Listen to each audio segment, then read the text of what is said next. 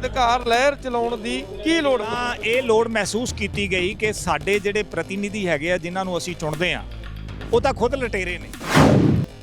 ਦੇਖਿਆ ਜਾਵੇ ਚੋਣਾਂ ਆ ਰਹੀਆਂ ਨੇ ਬਾਈ ਦੀਆਂ, ਤੁਸੀਂ ਜਿਹੜੇ ਹੈਗੇ ਆ ਵੱਖ-ਵੱਖ ਜਿਹੜੇ ਹਲਕੇ ਉਹਨਾਂ ਤੋਂ ਆਪਦੇ ਉਮੀਦਵਾਰ ਖੜੇ ਕਰੋਗੇ, ਚੋਣਾਂ ਲੜੋ? ਦੇਖੋ ਆਪਦੇ ਉਮੀਦਵਾਰ ਨਹੀਂ, ਉਹ ਲੋਕਾਂ ਦੇ ਉਮੀਦਵਾਰ ਹੋਣਗੇ। ਕਹਿਣ ਦਾ ਭਾਵ ਲੋਕ ਅਧਿਕਾਰ ਲਹਿਰ ਤਾਂ ਇੱਕ ਰਸਤਾ ਦੇ ਰਹੀ ਹੈ, ਕਿਉਂਕਿ ਲੋਕ ਅਧਿਕਾਰ ਲਹਿਰ ਜਿਹੜਾ ਹੈਗਾ ਉਹ ਲੋਕਾਂ ਨੂੰ ਇਸ ਗੱਲ ਦਾ ਸੁਨੇਹਾ ਦਿੰਦੀ ਹੈ ਕਿ ਤੁਸੀਂ ਆਪਦੇ ਨੁਮਾਇੰਦੇ ਚੁਣੋ ਔਰ ਨੁਮਾਇੰਦਿਆਂ ਦੇ ਮੂਹਰੇ ਪਹਿਲਾਂ ਟਾਰਗੇਟ ਰੱਖੋ। ਤੇ ਦੱਸ ਰਹੇ ਸੀ ਸਾਡੇ ਲੋਕ ਬੜੇ ਖੁਸ਼ ਹੁੰਦੇ ਆ ਵੀ ਟੋਲ ਬੰਦ ਹੋ ਗਈ, ਪਰਚੀ ਦੇਣੀ ਪੈਂਦੀ ਸੀ ਲੰਘੇ, ਤੁਸੀਂ ਉਹਦੇ ਬਾਰੇ ਦੱਸ ਰਹੇ ਸੀ, ਉਹ ਵੀ ਜ਼ਰੂਰ ਦਰਸ਼ਕਾਂ ਨੂੰ ਦੱਸੋ ਵੀ ਉਹਦਾ ਕੋਈ ਆਪਣੇ ਤੇ ਬੋਝ ਪਿਆ? ਹਕੂਮਤ ਕਰ ਰਿਹਾ ਮੋਦੀ ਤੇ ਮਾਫੀਆ ਕਾਰਪੋਰੇਟ, ਉਹਨਾਂ ਨੂੰ ਕੋਈ ਫਰਕ ਨਹੀਂ ਹੈ। ਦਰਸ਼ਕੋ ਤੁਸੀਂ ਜੁੜ ਚੁੱਕੇ ਹੋ ਗਲੋਬਲ ਪੰਜਾਬ ਟੀਵੀ ਦੇ ਨਾਲ ਤੇ ਮੈਂ ਹਾਂ ਚਮਕੌਰ ਸਿੰਘ ਲੋਪੋ। ਤੁਹਾਨੂੰ ਪਤਾ ਹੈ ਕਿ ਜਿਹੜਾ ਪੰਜਾਬ ਹੈ ਲਗਾਤਾਰ ਕਿਸਾਨੀ ਸੰਘਰਸ਼ ਨੂੰ ਲੈ ਕੇ ਕੁੱਦਿਆ ਹੋਇਆ। ਜੇ ਦੇਖਿਆ ਜਾਵੇ ਕੁਝ ਦਿਨ ਪਹਿਲਾਂ ਸੁਖਬੀਰ ਬਾਦਲ ਰੈਲੀਆਂ ਕਰਦਾ ਹੈ ਤੇ ਲੋਕਾਂ ਦਾ ਟਕਰਾਅ ਹੁੰਦਾ ਹੈ, ਕਿਸਾਨ ਵਿਰੋਧ ਕਰਦੇ ਨੇ। ਪਰ ਪੰਜਾਬ ਦੇ ਵਿੱਚ ਇੱਕ ਹੋਰ ਵੱਡੀ ਲਹਿਰ ਚੱਲ ਰਹੀ ਹੈ। ਜਿਹੜੇ ਪਹਿਲਾਂ ਅਸੂਲ ਮੰਚ ਸੀ, ਅੱਜ ਲੋਕ ਅਧਿਕਾਰ ਲਹਿਰ ਪੰਜਾਬ ਦੇ ਨਾਂ ਦੇ ਉੱਤੇ ਜਿਹੜਾ ਹੈਗਾ ਰੈਲੀਆਂ ਕੀਤੀਆਂ ਜਾ ਰਹੀਆਂ। ਲੋਕ ਸਮਰਥਨ ਵੀ ਦਿੰਦੇ ਨੇ, ਆਣ ਕੇ ਨਾਲ ਵੀ ਖੜਦੇ ਨੇ, ਕੋਈ ਵਿਰੋਧ ਵੀ ਨਹੀਂ ਕਰਦਾ। ਸੋ ਆਪਣੇ ਨਾਲ ਜਿਹੜੇ ਇਹ ਲਹਿਰ ਦੇ ਬਾਨੀ ਆ ਬਲਵਿੰਦਰ ਸਿੰਘ ਜੀ, ਜਿਨ੍ਹਾਂ ਨੇ ਪਹਿਲਾਂ ਤੋਂ ਲੈ ਕੇ ਪਹਿਲਾਂ ਅੰਗਹੀਣ ਜਿਹੜੇ ਅਪੰਗ ਸੀ ਉਹਨਾਂ ਨੂੰ ਇਕੱਤਰ ਕੀਤਾ, ਨਰੇਗਾ ਵਾਲੇ ਨਾਲ ਰਹੇ, ਹੁਣ ਹਰ ਵਰਗ ਜੁੜ ਚੁੱਕਿਆ ਹੈ। ਆਪਾਂ ਉਹਨਾਂ ਦੇ ਨਾਲ ਗੱਲਬਾਤ ਕਰਦੇ ਹਾਂ। ਪਹਿਲਾਂ ਤਾਂ ਜੀ ਤੁਹਾਡਾ ਸਵਾਗਤ ਹੈ। ਬਹੁਤ ਬਹੁਤ ਸ਼ੁਕਰੀਆ ਜੀ ਚਮਕੌਰ ਜੀ, ਤੁਹਾਡਾ ਗਲੋਬਲ ਟੀਵੀ ਦਾ ਤੇ ਸਾਰੇ ਦੇਖਣ ਵਾਲੇ ਦਰਸ਼ਕਾਂ ਦਾ। ਜਿਹੜਾ ਜੀ ਇਹ ਲੋਕ ਅਧਿਕਾਰ ਲਹਿਰ ਚਲਾਈ ਆ, ਇਹਦੀ ਕੀ ਲੋੜ ਪਈ? ਪਹਿਲਾਂ ਅਸੂਲ ਮੰਚ ਤੁਹਾਡੇ ਵੱਲੋਂ ਚਲਾਇਆ ਜਾਂਦਾ ਸੀ, ਪਹਿਲਾਂ ਇਹਦੇ ਬਾਰੇ ਦੱਸੋ। ਲੋਕ ਅਧਿਕਾਰ ਲਹਿਰ ਚਲਾਉਣ ਦੀ ਕੀ ਲੋੜ ਪਈ? ਦੇਖੋ ਅਸੂਲ ਮੰਚ ਦੇ ਦੌਰਾਨ ਜਦੋਂ ਅਸੀਂ ਪਿੰਡਾਂ 'ਚ ਜਾਂਦੇ ਸੀ, ਦਿਵਿਆਂਗ ਜਿਹੜੇ ਅੰਗਹੀਣ ਜੁਝਾਰੂ ਹੈ ਉਹਨਾਂ ਦੀਆਂ ਮੁਸ਼ਕਲਾਂ ਦੇ ਨਾਲ ਨਾਲ ਬਜ਼ੁਰਗਾਂ ਦੀਆਂ ਵਿਧਵਾਵਾਂ ਦੀਆਂ ਮੁਸ਼ਕਲਾਂ ਦੇਖੀਆਂ, ਅਤੇ ਖਾਸ ਤੌਰ ਤੇ ਜਿਹੜੇ ਮਨਰੇਗਾ ਮਜ਼ਦੂਰ ਸੀਗੇ ਉਹਨਾਂ ਦਾ ਜਿਹੜਾ ਕੰਮ ਉਹਨਾਂ ਨੂੰ ਨਹੀਂ ਸੀ ਮਿਲਦਾ ਔਰ ਉਹਨਾਂ ਨੂੰ ਕੀਤੇ ਹੋਏ ਕੰਮ ਦੇ ਪੈਸੇ ਨਹੀਂ ਸੀ ਮਿਲਦੇ। ਇਹ ਸਾਰੀਆਂ ਚੀਜ਼ਾਂ ਦੇਖੀਆਂ ਤਾਂ ਫਿਰ ਉਹਨਾਂ ਦੇ ਨਾਲ ਜੁੜੇ। ਔਰ ਜਦੋਂ ਅੱਗੇ ਚੱਲਦਿਆਂ ਸਮੁੱਚੇ ਪੰਜਾਬ ਦੇ ਵਿੱਚ ਜਿਹੜੀਆਂ ਘਟਨਾਵਾਂ ਘਟਦੀਆਂ ਰਹੀਆਂ ਪਿਛਲੇ ਸਮੇਂ ਦੇ ਵਿੱਚ, ਭਾਵੇਂ ਉਹ ਬੇਰੁਜ਼ਗਾਰੀ ਹੋਵੇ, ਭਾਵੇਂ ਭ੍ਰਿਸ਼ਟਾਚਾਰ ਹੋਵੇ, ਉਹਦੇ ਨਾਲ ਵੀ ਮਤਲਬ ਲਗਾਤਾਰ ਵਬਸਤਾ ਹੈ। ਤਾਂ ਇਹ ਲੋੜ ਮਹਿਸੂਸ ਕੀਤੀ ਗਈ ਕਿ ਸਾਡੇ ਜਿਹੜੇ ਪ੍ਰਤੀਨਿਧੀ ਹੈਗੇ ਆ ਜਿਨ੍ਹਾਂ ਨੂੰ ਅਸੀਂ ਚੁਣਦੇ ਆ ਉਹ ਤਾਂ ਖੁਦ ਲਟੇਰੇ ਨੇ। ਅਸੀਂ ਉਹਨਾਂ ਨੂੰ ਆਪਦੇ ਸੂਬੇ ਤੇ ਆਪਦੇ ਬੱਚਿਆਂ ਦੇ ਚੰਗੇ ਭਵਿੱਖ ਲਈ ਚੁਣਦੇ ਆ, ਆਪਦੀ ਰਾਖੀ ਲਈ ਚੁਣਦੇ ਆ, ਪਰ ਉਹ ਤਾਂ ਸਾਨੂੰ ਮਾਰਨ ਤੇ ਤੁਲੇ ਹੋਏ ਨੇ। ਤਾਂ ਫਿਰ ਇਹ ਸੋਚਿਆ ਵੀ ਇਹਦੇ ਵਿੱਚ ਜਿਹੜਾ ਹੈਗਾ ਉਹ ਫਰਕ ਕਿੱਥੇ ਰਹਿ ਗਿਆ। ਤਾਂ ਇਹ ਗੱਲ ਸਮਝ ਆਈ ਕਿ ਜਿਹੜਾ ਲੋਕ ਰਾਜ ਹੈ ਉਹ ਅਸਲ ਦੇ ਵਿੱਚ ਇਹਨਾਂ ਨੇ ਆਪਦੀ ਰਖੈਲ ਬਣਾ ਲਿਆ, ਜਗੀਰ ਬਣਾ ਲਿਆ। ਹੁਣ ਜਿਵੇਂ ਇੱਕ ਹੀ ਬੰਦਾ 117 ਸੀਟਾਂ ਦਾ ਫੈਸਲਾ ਕਰ ਦਿੰਦਾ ਹੈ ਨਾ, ਤਾਂ ਉਹ ਇੱਕ ਮਾਫੀਏ ਵਾਂਗ ਕੰਮ ਕਰਦੇ ਆ। ਤਾਂ ਲੋਕ ਅਧਿਕਾਰ ਲਹਿਰ ਨੂੰ ਇਹ ਲੱਗਦਾ ਕਿ ਸਾਡੀਆਂ ਸਮੱਸਿਆਵਾਂ ਦੀ ਜਿਹੜੀ ਜੜ ਹੈ ਉਹ ਪੋਲੀਟੀਕਲ ਮਾਫੀਏ ਦੇ ਵਿੱਚ ਹੈ। ਤਾਂ ਉਹਨੂੰ ਤੋੜਨ ਵਾਸਤੇ ਜਿਹੜਾ ਹੈਗਾ ਲੋਕਾਂ ਨੂੰ, ਦੇਖੋ ਸਮੱਸਿਆਵਾਂ ਬਹੁਤ ਨੇ ਔਰ ਉਹਨਾਂ ਸਮੱਸਿਆਵਾਂ ਦੇ ਜੇ ਹੱਲ ਵੱਲ ਤੁਰਨਾ ਹੈ ਤੇ ਸਭ ਤੋਂ ਪਹਿਲਾਂ ਤੁਹਾਨੂੰ ਪੋਲੀਟੀਕਲ ਮਾਫੀਆ ਤੋੜਨਾ ਪਏਗਾ ਤੇ ਅਸਲ ਲੋਕ ਰਾਜ ਦੇ ਤਹਿਤ ਲੋਕਾਂ ਦੇ ਅਸਲ ਨੁਮਾਇੰਦੇ ਜਿਹੜੇ ਲੋਕਾਂ ਦੁਆਰਾ ਖੜੇ ਕੀਤੇ ਜਾਣ, ਉਹਨਾਂ ਨੂੰ ਵਿਧਾਨ ਸਭਾ 'ਚ ਭੇਜਣਾ ਪਏਗਾ। ਸੋ ਇਹ ਸੋਚ ਕੇ ਲੋਕ ਅਧਿਕਾਰ ਲਹਿਰ ਕੰਮ ਕਰ ਰਹੀ ਹੈ ਪੰਜਾਬ 'ਚ। ਜੇ ਦੇਖਿਆ ਜਾਵੇ ਚੋਣਾਂ ਆ ਰਹੀਆਂ ਨੇ ਬਾਈ ਦੀਆਂ, ਤੁਸੀਂ ਜਿਹੜੇ ਹੈਗੇ ਆ ਵੱਖ-ਵੱਖ ਜਿਹੜੇ ਹਲਕੇ ਉਹਨਾਂ ਤੋਂ ਆਪਦੇ ਉਮੀਦਵਾਰ ਖੜੇ ਕਰੋਗੇ, ਚੋਣਾਂ ਲੜੋਗੇ?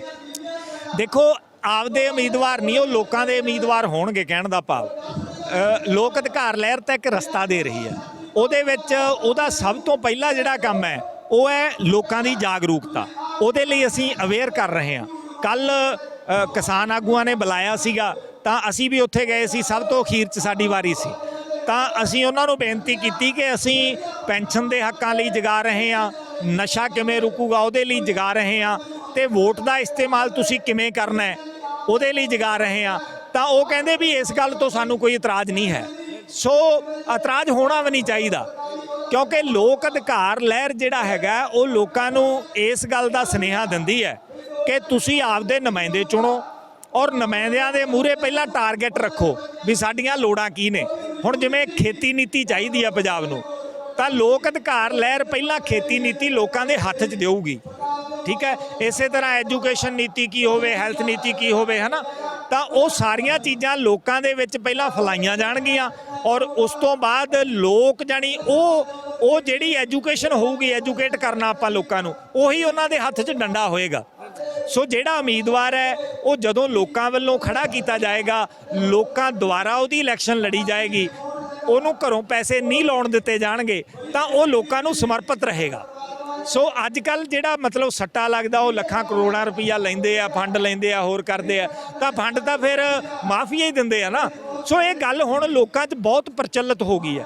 ਜਿਸ ਤਰ੍ਹਾਂ ਪਹਿਲਾਂ ਲੋਕਾਂ ਨੂੰ ਪਤਾ ਲੱਗਿਆ ਵੀ ਅਸੀਂ ਸਾਰੇ ਜਾਣੇ ਮਤਲਬ ਟੈਕਸ ਦਿੰਦੇ ਆ, ਉਹ ਖੰਡ ਚਾਹ ਵਾਲੀ ਆਪਣੀ ਵੀਡੀਓ ਤੋਂ ਬਾਅਦ ਹੈ ਨਾ ਵਾਇਰਲ ਹੋਈ ਸੀ, ਤਾਂ ਹੁਣ ਲੋਕਾਂ ਨੂੰ ਪਤਾ ਲੱਗ ਗਿਆ ਵੀ ਇਹ ਤਾਂ ਸਾਡੇ ਨੌਕਰ ਨੇ, ਸਾਡੇ ਦੁਆਰਾ ਦਿੱਤੇ ਗਏ ਪੈਸੇ ਨਾਲ ਹੀ ਇਹਨਾਂ ਨੂੰ ਤਨਖਾਹਾਂ ਮਿਲਦੀਆਂ, ਪੈਨਸ਼ਨਾਂ ਮਿਲਦੀਆਂ। ਤਾਂ ਹੁਣ ਮਾਲਕ ਨੂੰ ਸਮਝ ਆ ਗਈ ਵੀ ਇਹ ਮੇਰੇ ਨੌਕਰ ਨੇ, ਤਾਂ ਨੌਕਰ ਤੋਂ ਕੰਮ ਕਿਵੇਂ ਲੈਣਾ ਹੈ, ਉਹ ਲੋਕ ਅਧਿਕਾਰ ਲਹਿਰ ਲੋਕਾਂ 'ਚ ਫਲੋ ਕਰ ਰਹੀ ਹੈ। ਇੱਕ ਜੀ ਤੁਸੀਂ ਸਟੇਜ ਤੇ ਦੱਸ ਰਹੇ ਸੀ ਸਾਡੇ ਲੋਕ ਬੜੇ ਖੁਸ਼ ਹੁੰਦੇ ਆ ਵੀ ਟੋਲ ਬੰਦ ਹੋ ਗਈ, ਪਰਚੀ ਦੇਣੀ ਪੈਂਦੀ ਸੀ ਨਾਂਗੇ, ਤੁਸੀਂ ਉਹਦੇ ਬਾਰੇ ਦੱਸ ਰਹੇ ਸੀ, ਉਹ ਵੀ ਜ਼ਰੂਰ ਦਰਸ਼ਕਾਂ ਨੂੰ ਦੱਸੋ ਵੀ ਉਹਦਾ ਕੋਈ ਆਪਣੇ ਤੇ ਬੋਝ ਪਿਆ, ਜਿਹੜੇ ਬੰਦ ਹੋ ਗਏ, ਟਾਵਰ ਪੱਟੇ ਗਏ, ਉਹਨਾਂ ਨੂੰ ਘਾਟਾ ਪਿਆ ਕਾਰਪੋਰੇਟ ਘਰਾਣਿਆਂ ਨੂੰ ਕਿ ਆਪਣੇ ਤੇ ਥੋਪਤਾ? ਦੇਖੋ ਸਵਾਲ ਇਹ ਹੈ ਵੀ ਹਕੂਮਤ ਕਰ ਰਿਹਾ ਮੋਦੀ ਤੇ ਮਾਫੀਆ ਕਾਰਪੋਰੇਟ, ਉਹਨਾਂ ਨੂੰ ਕੋਈ ਫਰਕ ਨਹੀਂ ਹੈ। ਜਿਸ ਤਰ੍ਹਾਂ 500 ਕਰੋੜ ਰੁਪਈਆ ਹੁਣ 800 ਕਰੋੜ ਦੀ ਮਤਲਬ ਇੱਕ ਆਈ ਹੈਗੀ ਹੈ ਅੰਕੜਾ ਕਿ 800 ਕਰੋੜ ਰੁਪਈਆ ਜਿਹੜੇ ਟੋਲ ਪਲਾਜ਼ੇ ਨੇ ਉਹਦੇ ਤੋਂ ਸਰਕਾਰ ਨੂੰ ਘਾਟਾ ਪਿਆ, ਪਰ ਦੂਜੇ ਬੰਨੇ ਸਰਕਾਰ ਨੇ ਉਨੇ ਸਮੇਂ ਦੇ ਦੌਰਾਨ ਤੇਲ ਦਾ ਜਿਹੜਾ ਰੇਟ ਹੈਗਾ ਉਹ ਲਗਾਤਾਰ ਵਧਾ ਕੇ 50,000 ਕਰੋੜ ਰੁਪਈਆ ਲੋਕਾਂ ਦੀਆਂ ਜੇਬਾਂ 'ਚੋਂ ਕੱਢ ਲਿਆ। ਸੋ ਕਿੱਥੇ 800 ਕਰੋੜ ਰੁਪਈਆ, ਕਿੱਥੇ 50,000 ਕਰੋੜ ਰੁਪਈਆ। ਸੋ ਮੋਦੀ ਤੇ ਮਾਫੀਆ ਕਾਰਪੋਰੇਟ ਉਹ ਸਾਡੇ ਤੋਂ ਪੈਸੇ ਲੈ ਕੇ, ਵੋਟ ਸ਼ਕਤੀ ਰਾਹੀਂ ਸਾਡੇ ਤੋਂ ਤਾਕਤ ਲੈ ਕੇ ਲੜ ਰਿਹਾ ਹੈ। ਅਸੀਂ ਪਹਿਲਾਂ ਹੀ ਉਜੜੇ ਹੋਏ ਆ, ਤਾਂ ਅਸੀਂ ਆਪਦੀ ਜੇਬ 'ਚੋਂ ਪੈਸੇ ਖਰਚ ਕੇ ਲੜ ਰਹੇ ਹਾਂ। ਸੋ ਇਹ ਲੜਾਈ ਜੇ ਜਿੱਤਣੀ ਹੈ ਤਾਂ ਉਹਦੇ ਲਈ ਸਾਨੂੰ ਪੈਂਤੜਾ ਬਦਲਣਾ ਪਊਗਾ।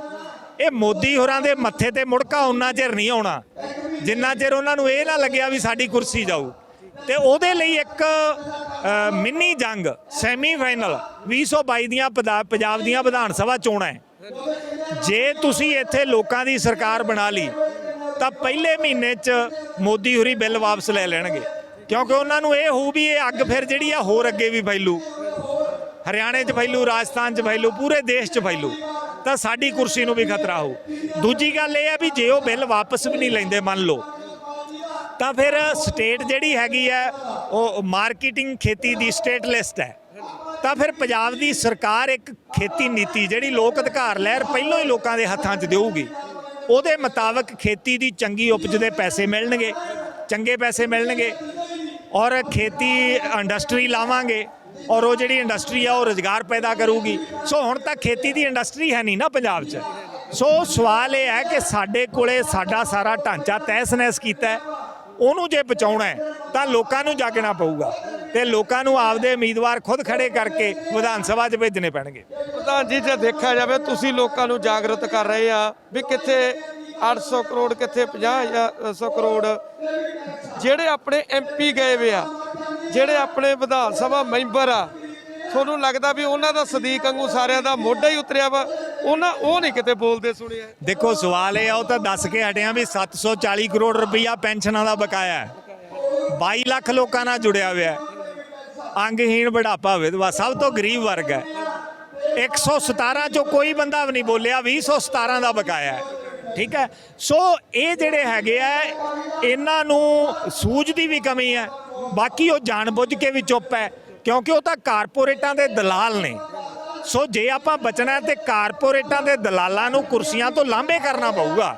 ਕੱਲਾ ਸੜਕਾਂ 'ਤੇ ਬੈਠੇ ਰਹਾਂਗੇ ਉਹ ਲੁੱਟੀ ਜਾਣਗੇ ਤਾਂ 40 ਸਾਲਾਂ ਤੋਂ ਚੱਲੀ ਜਾਂਦਾ ਹੈ, ਠੀਕ ਹੈ। ਸੋ ਸਾਡੀ ਕਿਸਾਨ ਆਗੂਆਂ ਨੂੰ ਵੀ ਇਹ ਅਪੀਲ ਹੈ ਕਿ ਤੁਸੀਂ ਖੁਦ ਇਲੈਕਸ਼ਨ ਨਾ ਲੜੋ, ਲੋਕ ਅਧਿਕਾਰ ਲਹਿਰ ਦੇ ਜਿਹੜੇ ਜਿੰਨੇ ਵੀ ਆਗੂ ਆ ਉਹ ਇਲੈਕਸ਼ਨ ਨਾ ਲੜਨ, ਆਪਾਂ ਲੋਕਾਂ ਨੂੰ ਇੱਕ ਰਾਹ ਤਾਂ ਦਈਏ, ਠੀਕ ਹੈ ਨਾ। ਕਿਉਂਕਿ ਲੋਕਾਂ ਦੀ ਵੀ ਮੰਗ ਆ ਵੀ ਆਖਰ ਨਿਜ਼ਾਮ ਬਦਲਿਆ ਕਿਵੇਂ ਜਾਊ। ਜੇ ਆਪਾਂ ਚੋਣ ਨਹੀਂ ਲੜਨੀ ਤੇ ਫਿਰ ਉਹੀ ਵਾਰੀ-ਵਾਰੀ ਆਈ ਜਾਣਗੇ।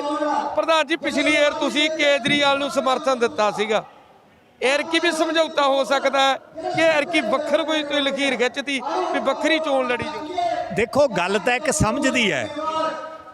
ਕੇਜਰੀਵਾਲ ਜੇ ਖੁਦ ਉਮੀਦਵਾਰ ਦੇਣ ਦੀ ਬਜਾਏ ਹਨਾ, ਉਹਦੀ ਜਿਹੜੀ ਮਤਲਬ ਜਿਹੜੇ ਉਹਦੇ ਸੂਬੇਦਾਰ ਹੈ ਉਹ ਦੇਣ ਦੀ ਬਜਾਏ ਉਹ ਲੋਕਾਂ ਤੇ ਛੱਡ ਦੇਣ ਤਾਂ ਸਾਨੂੰ ਕੋਈ ਤਕਲੀਫ ਹੀ ਨਹੀਂ। ਉਹ ਹਲਕਾ ਕਮੇਟੀਆਂ ਬਣਾਉਣ ਔਰ ਲੋਕ ਫੈਸਲਾ ਕਰਨ ਸਾਡਾ ਉਮੀਦਵਾਰ ਕੌਣ ਹੋਏਗਾ। ਸਮਝੌਤਾ ਤਾਂ ਇਸ ਗੱਲ ਤੇ ਹੀ ਹੈ, ਅਦਰਵਾਈਜ਼ ਕਿਸੇ ਨਾਲ ਵੀ ਕੋਈ ਸਮਝੌਤਾ ਨਹੀਂ। ਆ ਜਿੰਨੀਆਂ ਨਵੀਆਂ ਪੋਲੀਟੀਕਲ ਪਾਰਟੀਆਂ ਬਣੀਆਂ, ਸਾਡਾ ਸਾਰਿਆਂ ਨਾਲ ਸਮਝੌਤਾ ਹੈ ਵੀ ਭਾਈ ਤੁਸੀਂ ਹਲਕੇ ਦੇ ਲੋਕਾਂ ਨੂੰ ਫੈਸਲਾ ਲੈਣ ਦਾ ਜਿਹੜੀ ਤਾਕਤ ਦਿਓ, ਖੁਦ ਮੁਖਤਿਆਰੀ ਦਿਓ। ਆਪਾਂ ਖੁਦ ਮੁਖਤਿਆਰੀ ਦੀ ਗੱਲ ਕਰਦੇ ਹਾਂ, ਉਹ ਸ਼ੁਰੂ ਤਾਂ ਇੱਥੋਂ ਹੋਣੀ ਹੈ ਨਾ।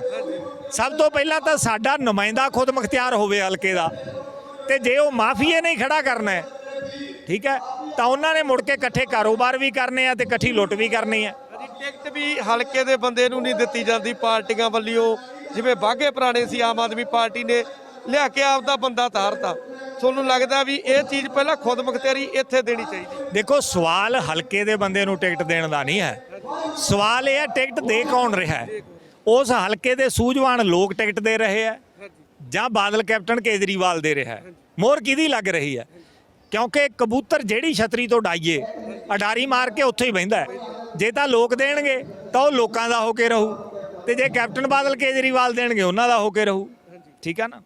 ਹੁਣ ਜੀ ਜਿਹੜਾ ਲੋਕਾਂ ਦਾ ਆਹ ਚੱਲ ਰਿਹਾ ਰੁਝਾਨ ਵੀ ਘੇਰ ਘਰਈਆ, ਜੇ ਕਾਂਗਰਸੀ ਆਉਂਦੇ ਆ, ਅਕਾਲੀ ਆਉਂਦੇ ਆ, ਘੇਰਦੇ ਨੇ ਕਿਸਾਨ, ਲੋਕ ਘੇਰਦੇ ਨੇ, ਤੁਹਾਨੂੰ ਕੀ ਲੱਗਦਾ ਉਹ ਚੀਜ਼ ਤੋਂ ਹਟ ਕੇ ਇੱਧਰ ਨੂੰ ਜ਼ੋਰ ਦੇਣ ਦੀ ਨਹੀਂ ਲੋੜ ਵੀ ਯਾਰ ਕਿ ਇਹਨਾਂ ਨੂੰ ਫਿਰਦੇ ਰਹਿਣ ਦਿਓ, ਗਾਹ ਨੂੰ ਸਬਕ ਸਿਖਾਉਣਾ ਚਾਹੀਦਾ ਕਿ ਸਵਾਲ ਪੁੱਛਣੇ ਚਾਹੀਦੇ? ਭਰਾ ਮਾਰੂ ਜੰਗ ਸ਼ੁਰੂ ਹੋ ਗਈ, ਤੁਸੀਂ ਕਿਵੇਂ ਦੇਖਦੇ ਹੋ? ਦੇਖੋ, ਦੋਵੇਂ ਗੱਲਾਂ ਹੀ ਨੇ। ਪਾਣੀ ਤਾਂ ਵੱਜਿਆ ਰਹੂ ਨਾ, ਜੇ ਮਤਲਬ ਦੋਨੋਂ ਪਾਸੇ ਵੱਟ ਖੜੀ ਕਰਾਂਗੇ, ਖਾਲਾ ਤਾਂ ਹੀ ਕਾਇਮ ਹੋਊ। ਠੀਕ ਹੈ, ਸਵਾਲ ਪੁੱਛਣੇ ਵੀ ਜ਼ਰੂਰੀ ਨੇ, ਪਰ ਇਕੱਲੇ ਸਵਾਲ ਹੀ ਨਹੀਂ ਪੁੱਛਣੇ, ਨਾਲ ਮਤਲਬ ਉਹਨਾਂ ਸਵਾਲਾਂ ਦਾ ਹੱਲ ਆਪ ਵੀ ਲੱਭ ਕੇ ਰੱਖਣਾ ਹੈ, ਕਿਉਂਕਿ ਉਹਨਾਂ ਨੇ ਤਾਂ ਮਤਲਬ ਹੁਰਰ ਕਰਨਾ ਮੂਹਰੋਂ, ਜਵਾਬ ਤਾਂ ਕੋਈ ਹੈ ਹੀ ਨਹੀਂ। ਠੀਕ ਹੈ ਨਾ। ਆ ਖੇਤੀ ਕਾਨੂੰਨ ਪਹਿਲਾਂ ਕਾਂਗਰਸ ਨੇ ਵੀ ਬਣਾਇਆ, ਪੰਜਾਬ 'ਚ 2006 'ਚ ਖੁੱਲੀ ਮੰਡੀ ਦਾ, 2013 'ਚ ਕੰਟਰੈਕਟ ਫਾਰਮਿੰਗ ਦਾ ਬਾਦਲਾਂ ਨੇ ਵੀ ਬਣਾਇਆ। ਠੀਕ ਹੈ, ਸਾਡੀਆਂ ਖੰਡ ਮਿੱਲਾਂ ਵੇਚੀਆਂ, ਕਾਟਨ ਮਿੱਲਾਂ ਬੰਦ ਕੀਤੀਆਂ। ਠੀਕ ਹੈ, ਖੇਤੀ ਆਪਣਾ ਗੰਨਾ ਖੋਜ ਕੇਂਦਰ ਵੇਚਿਆ, ਸਾਡਾ ਢਾਂਚਾ ਤਬਾਹ ਕੀਤਾ, ਖੇਤੀ ਨਾਲ ਜੁੜੇ ਅਦਾਰੇ ਕਰਜ਼ਾਈ ਕੀਤੇ ਆ। ਕੀ ਜਵਾਬ ਦੇਣਗੇ ਉਹਦਾ? ਜਵਾਬ ਤਾਂ ਕੋਈ ਹੈ ਹੀ ਨਹੀਂ, ਹੁਰਰ ਕਰਨਾ ਮੂਹਰੋਂ। ਤੇ ਆਪਾਂ ਸਵਾਲ ਪੁੱਛ ਕੇ ਹੀ ਚੁੱਪ ਕਰਕੇ ਨਾ ਬੈਠ ਜਾਈਏ, ਸਵਾਲ ਪੁੱਛੀਏ ਪਰ ਨਾਲ ਉਹਦਾ ਅਲਟਰਨੇਟਿਵ ਲੱਭੀਏ ਕਿ ਅਸੀਂ ਖੁਦ ਉਮੀਦਵਾਰ ਖੜਾ ਕਰਕੇ ਉਹਨਾਂ ਦੇ ਮੂਹਰੇ ਇੱਕ ਚੈਲੰਜ ਜਿਹੜਾ ਹੈਗਾ, ਇੱਕ ਥ੍ਰੈਟ ਖੜੀ ਕਰੀਏ, ਪੋਲੀਟੀਕਲ ਥ੍ਰੈਟ ਖੜੀ ਕਰੀਏ। ਇੱਕ ਜੀ ਮੈਂ ਕਿਸਾਨ ਆਗੂ ਨਾਲ ਗੱਲ ਕੀਤੀ ਸੀ, ਉਹ ਕਹਿੰਦੇ ਜੇ ਪੰਜਾਬ 'ਚ ਸਰਕਾਰ ਬਣ ਵੀ ਜਾਂਦੀ ਆ ਤੇ ਜਦੋਂ ਕੇਂਦਰ 'ਚ ਮੋਦੀ ਆ ਸਾਡਾ ਕੋਈ ਬਣਨਾ ਨਹੀਂ, ਕਹਿੰਦੇ ਨਹੀਂ ਸਾਨੂੰ ਚੋਣ ਲੜਨੀ ਚਾਹੀਦੀ। ਤੁਸੀਂ ਕਿਵੇਂ ਦੇਖਦੇ ਹੋ? ਤੁਸੀਂ ਕਿਵੇਂ ਸਰਕਾਰ ਚਲਾ ਲਓਗੇ ਜੇ ਮੰਨ ਲਓ ਤੁਹਾਡੇ ਉਮੀਦਵਾਰ ਜਿੱਤ ਜਾਂਦੇ ਆ, ਜਾਂ ਕੀ ਬਦਲਾਅ ਕਰ ਸਕਦੇ ਹੋ ਤੁਸੀਂ? ਦੇਖੋ, ਸਵਾਲ ਇਹ ਹੈ, ਰੇਤਾ ਬਜਰੀ ਸ਼ਰਾਬ ਟਰਾਂਸਪੋਰਟ ਇਹਨਾਂ ਚੀਜ਼ਾਂ ਦਾ ਪੈਸਾ ਸਰਕਾਰੀ ਖਜ਼ਾਨੇ 'ਚ ਜਾਣਾ ਚਾਹੀਦਾ ਹੈ। ਜੇ ਲੋਕਾਂ ਦੀ ਸਰਕਾਰ ਹੋਊਗੀ ਤਾਂ ਸਿੱਧਾ ਖਜ਼ਾਨੇ 'ਚ ਜਾਊ। ਮੋਦੀ ਰੋਕ ਦੂ? ਮੋਦੀ ਉਹਦੇ 'ਚ ਕਿਵੇਂ ਰੋਕ ਦੂ?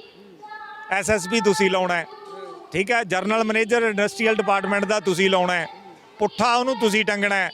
ਭ੍ਰਿਸ਼ਟਾਚਾਰ ਤੁਸੀਂ ਰੋਕ ਦਿਓਗੇ, ਪੈਸਾ ਖਜ਼ਾਨੇ 'ਚ ਜਾਊ। ਠੀਕ ਹੈ।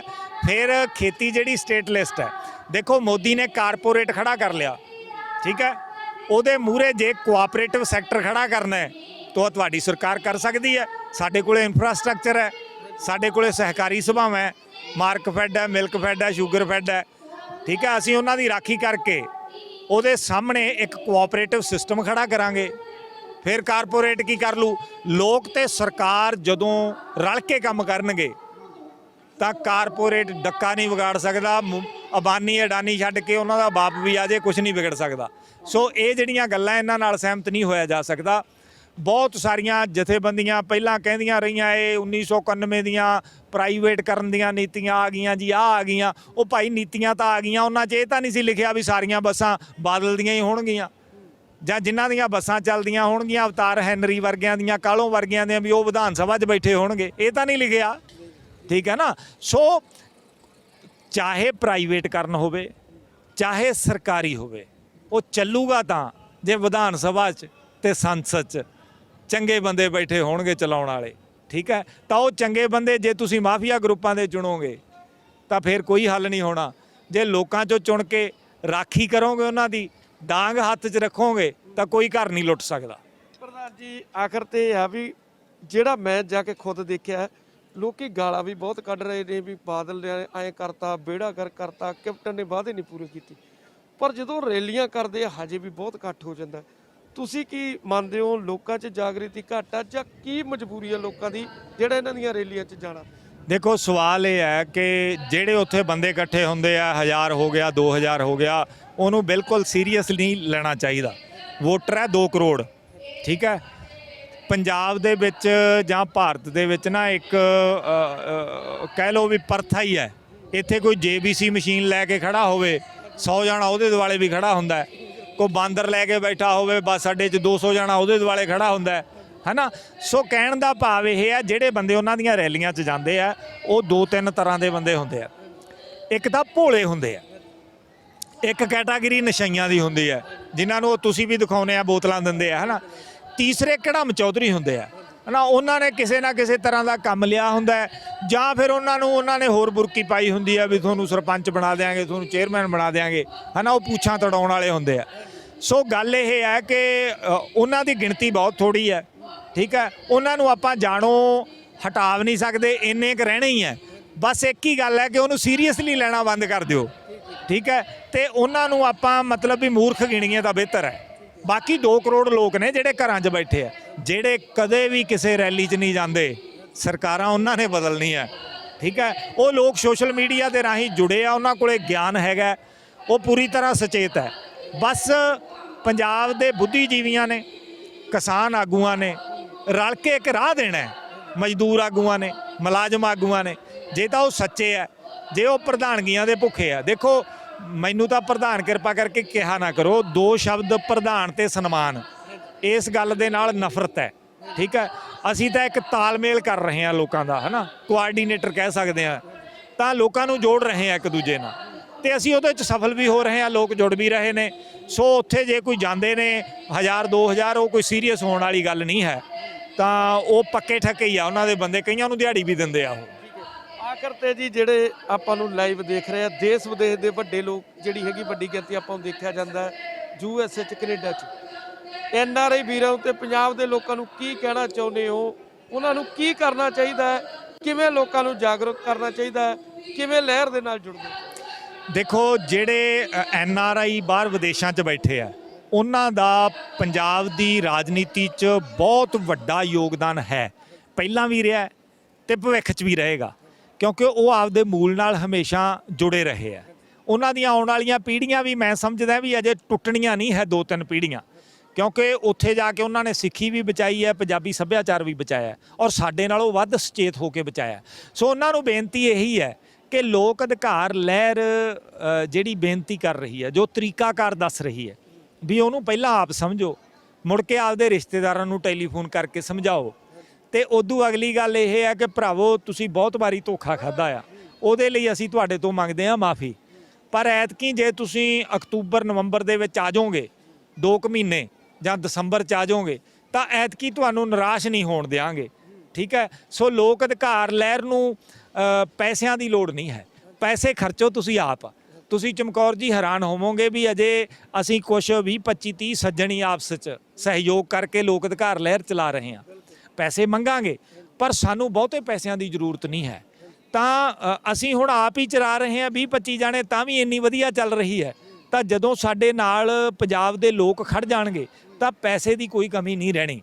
ਸੋ NRI ਭਰਾ ਆਪਦੇ ਰਿਸ਼ਤੇਦਾਰਾਂ ਨੂੰ ਫੋਨ ਕਰਨ ਔਰ ਛੁੱਟੀਆਂ ਬਚਾ ਕੇ ਰੱਖਣ, ਘੱਟੋ ਘੱਟ ਚੋਣਾਂ ਮੌਕੇ 1 ਮਹੀਨਾ ਜ਼ਰੂਰ ਇੱਥੇ ਲਾ ਕੇ ਜਾਣ, ਔਰ ਖੁਦ ਪੰਪਾਂ ਤੇ ਬਹਿ ਕੇ ਤੇਲ ਪਾਉਣ ਗੱਡੀਆਂ 'ਚ, ਤੇ ਖੁਦ ਲੰਗਰ ਲਾਉਣ, ਠੀਕ ਆ। ਨਗਦ ਪੈਸੇ ਉਮੀਦਵਾਰ ਨੇ ਤਾਂ ਲੈਣੇ ਹੀ ਨਹੀਂ, ਠੀਕ ਆ। ਹਲਕਾ ਕਮੇਟੀ ਨੂੰ ਜੇ ਕਿਤੇ ਲੋੜ ਪਊਗੀ ਤਾਂ ਮੰਗ ਲੂਗੀ, ਸਾਨੂੰ ਜ਼ਰੂਰਤ ਕੋਈ ਨਹੀਂ।